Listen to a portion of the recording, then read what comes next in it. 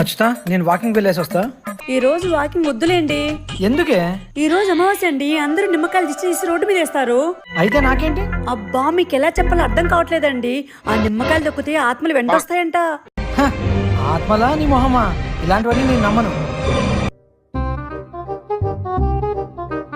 అచ్చుతా నేను వాకింగ్ వెళ్ళొస్తా. సరేనండి.